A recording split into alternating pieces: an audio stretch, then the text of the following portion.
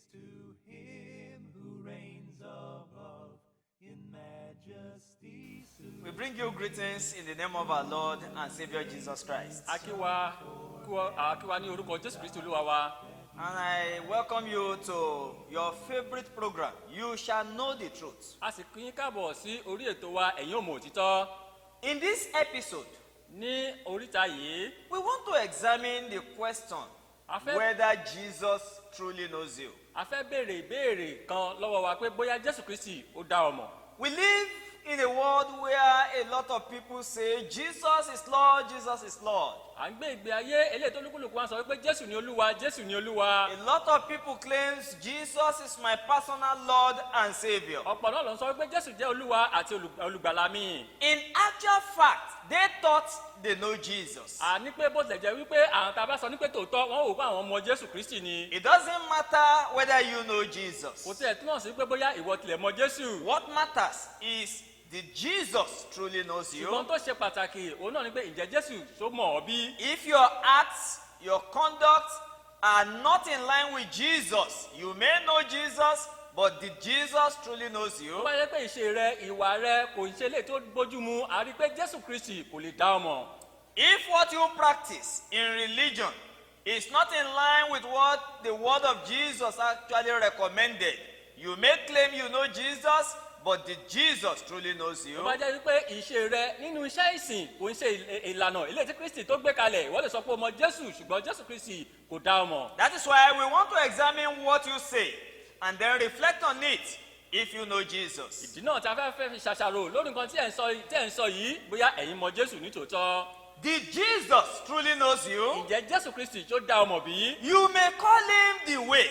O lè pè é ní ọ̀nà, You may call him the truth. o lè pè é ní òtítọ́, You may call him the life. o lè pè é ní ìmọ́lẹ̀. That is what the Bible teaches. Nǹkan tí Bíbélì kọ́ ni èyí. John chapter 4 verse 6. Ìwé Jòhánù orí kẹrin ẹsẹ̀ kẹfà. Jesus says, I am the way, Jésù ní pé èmi ni ọ̀nà, the truth, òtítọ́ and the life. àti ìmọ́lẹ̀. And no one can come to the Father Kò sẹ́ni- except through Kò me. sẹ́ni tó lè wá sọ́dọ̀ bàbá bí kì í ṣe nípasẹ̀ mi. You may call Jesus the way, O lè pè é ní ọ̀nà. but do you really follow him? Ǹjẹ́ ò ń tẹ̀lé bí? Do you follow his Ǹjẹ́ ò ń commandments? tẹ̀lé àṣẹ rẹ̀ bí? You have to reflect on O this. gbọ́dọ̀ ronú lórí nǹkan yìí.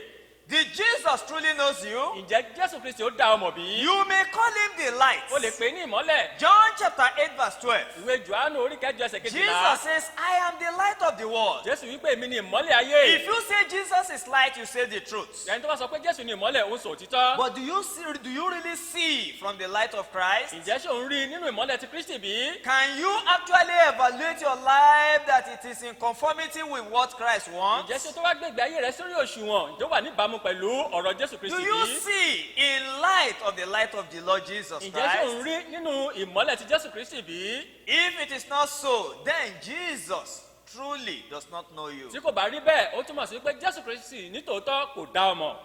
Did Jesus truly knows you?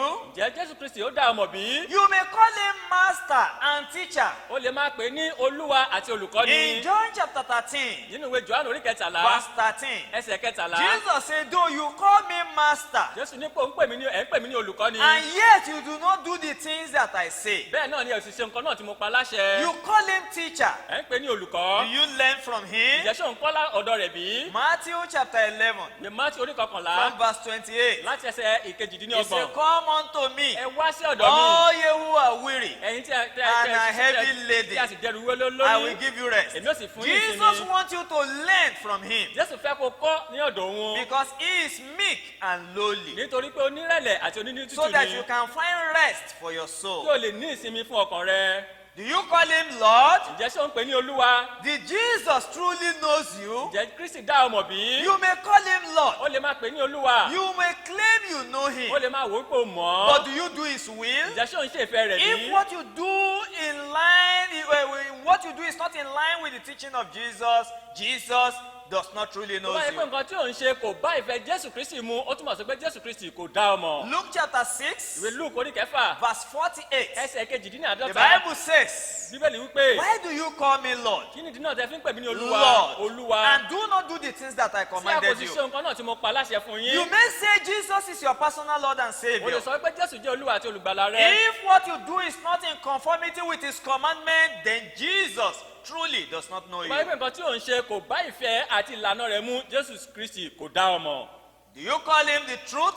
ǹjẹ́ ò ń pè ní òtítọ́? Jesus is the truth. òtítọ́ náà ni Jésù. He says, sanctify them by your truth. ó ní sọ wọ́n di mímọ́ nípa òtítọ́ ọ̀rọ̀ rẹ. Your word is true. ọ̀rọ̀ rẹ òtítọ́ ni. The word of God is true. ọ̀rọ̀ Ọlọ́run òtítọ́ ni. You call Jesus the truth. a pè Jésù Kristi ní òtítọ́. It is the fact. òtítọ́ ni But do you obey the truth? ǹjẹ́ ṣé wọ́n ń tẹ́tí sí òtítọ́ náà bí? Jesus said you need to be baptized for the remissions of your sins. Do you obey Jésù it? nípa gbọ́dọ̀ ṣe ìrìbọmi fún ìrònúpìwàdà ẹ̀ṣẹ̀ yín ǹjẹ́ ṣé o ṣe bẹ́ẹ̀ bí? Jesus said all those who believe in him are to be in one body. Do you obey Jésù ní it? gbogbo àwọn tó bá gbàgbọ́ nínú òun wọ́n gbọ́dọ̀ wà nínú ara kan ǹjẹ́ ò ń ṣe bẹ́ẹ̀ bí? Jesus said women are to be silent in the assemblies of the saints. Do you obey it? Jésù wípé gbogbo kí àwọn obìnrin kan fìdákẹ́jẹ́ kẹ́kọ̀ọ́ nínú ìjọ ǹjẹ́ ẹ̀yin ṣe bẹ́ẹ̀ bí? If such is your life, tó bá jẹ́ pé ìgbé ayé bẹ́ẹ̀ lẹ́ ń gbé. Jesus truly does not know you. a rí pé Jésù Kristi kò dá ọ mọ̀. Will you be surprised tí ó máa yà ọ́ lẹ́nu bí? if one day tí ó bá jẹ́ pé ní ọjọ́ kan you now hear this word? ó wá gbọ́ ọ̀rọ̀ yìí. I know you not. èmi kò mọ̀ ọ́ rí. You are workers of ẹ̀yin iniquity. oníṣẹ̀ṣẹ̀. Will you be tí surprised ó máa yà ọ́ lẹ́nu bí? if one day tó bá jẹ́ pé ní ọjọ́ kan you hear this ó word? wá gbọ́ ọ̀rọ̀ yìí. Depart from ẹ me. yà kúrò lọ́dọ̀ mi. You are caused of the Father ẹ̀yin tí ẹ ti mú ìkọ̀sẹ̀ into wá. everlasting ẹ fire, lọ sínú ọ̀run àpáàdì. reserved for Satan and his eléyìí agents. tí a ti pèsè sílẹ̀ fún èṣù àti àwọn òṣìṣẹ́ rẹ̀. That is a pointer that Jesus truly does not know you. àwa rí i pé oríta tí ó jẹ́ pé Jésù Kristi kò dá ọmọ ní èyí. For you to be known by Jesus, kó tó di pé a máa dá ọmọ nípa Jésù. why not come unto him today? kí ló dé tó wá sọ́dọ̀ rẹ̀ lónìí? By your obedience to the message of the gospel, nípa ìgbọ́ràn rẹ sí iṣẹ́ which ìrere is the Jésù. news of his death, burial, and ilé resurrection. tó ní í ṣe nípa ikú ìsìnkú àti àjíǹde rẹ̀. Repent of all known sins. ẹ ronúpìwàdà àwọn ẹ̀ṣẹ̀ yín gbogbo. Confess your faith in Jesus as the Son of the ẹ living jáwọ́ God, ìgbàgbọ́ yín nínú Jésù Kristi. and be baptized in water for the remissions of kí ẹ your sì ṣe sins. ìrìbọmi nínú odò fún And the Lord ìrúkúrò ẹ̀ṣẹ̀ will yín. add you to the body of his own dear Ọlọ́run yóò Son. sì yàn án sí inú agbo mímọ́ rẹ̀. Jesus will then truly know you. ìjẹ́ Jésù Kristi yóò wá dá ọmọ ní tòótọ́. Name of the Lord,